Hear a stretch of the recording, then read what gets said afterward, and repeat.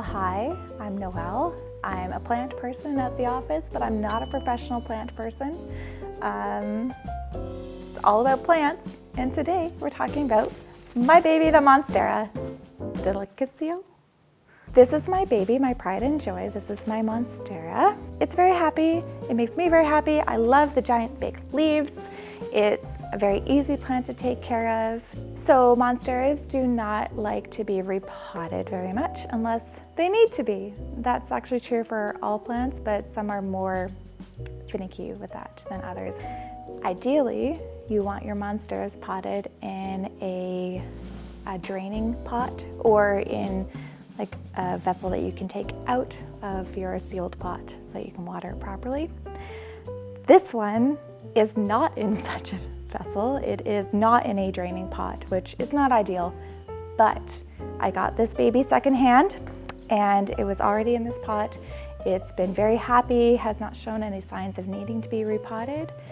So it's just gonna live like this until it tells me otherwise. It tells me when it needs water. It needs water right now. You can see in the lower leaves, I don't know if you can see it on the camera, but I can bring it up. These lower leaves here, they're kind of drooping and they're kind of sad. And so that tells me that it needs some water. The top leaves are also really good and they're super strong, but if you let it go too long, these guys will also start drooping. And then it really needs some freaking water. To water this guy, I use tap water because our water here does not go through a water softener. If your water goes through a water softener, you won't want to use that water. It can kill your plants. So I use distilled water, rainwater. If you don't have another option, you can use your tap water, but I would let it sit on the counter for at least 24 hours. It'll do its own little distilling process, or you can boil it, but don't use the hot water to water your plants or you'll cook them. Another good way to tell if your Monstera is happy is it will start to develop aerial roots.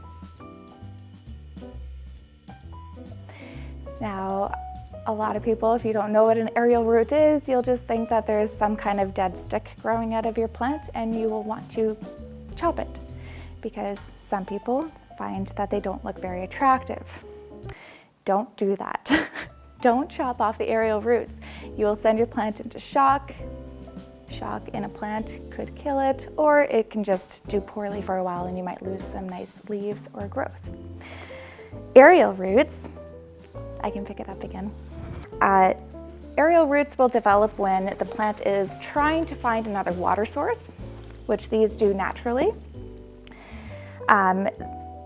Also, they use it to help them climb. So in the wild, Monsteras grow in rainforests and other forests, and they will climb up all the trees. And so that's how they climb it, little feetsies.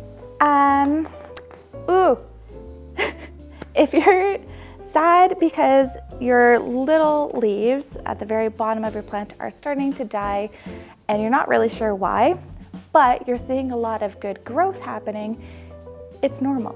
It's okay, you're not doing anything wrong. The baby leaves, the first little leaves, they will start to die off as your plant expands and grows more.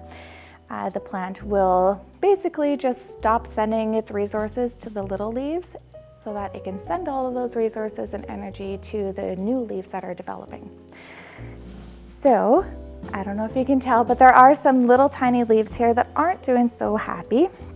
There's one right in the center here, but there's also down at the very bottom. So this little guy right here, it's not as happy as the other ones. It just looks a little lackluster. But that's because there's a brand new leaf. It's right here.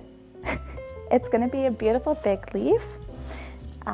You can tell when it's gonna be a bigger leaf because it's coming off of this stem. So it's coming off this stem. This stem already has a big leaf with these giant big cutouts, which means that the next leaf coming up here, right, this one, is gonna be just as or bigger than this one. So every leaf that comes out will be the same size or slightly bigger. The ferment stations, which are the little holes, they will slowly develop. The bigger the plant grows, the bigger the leaves grow, the bigger the fermentations will be. Yee. I also really love to watch for new growth on these guys. Like right here, there's one coming up, and it's just the tiniest little bit off the stem.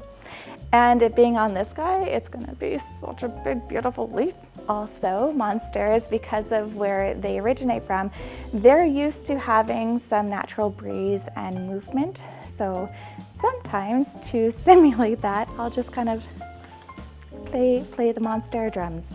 Just kind of give them a little wiggle, and they like that.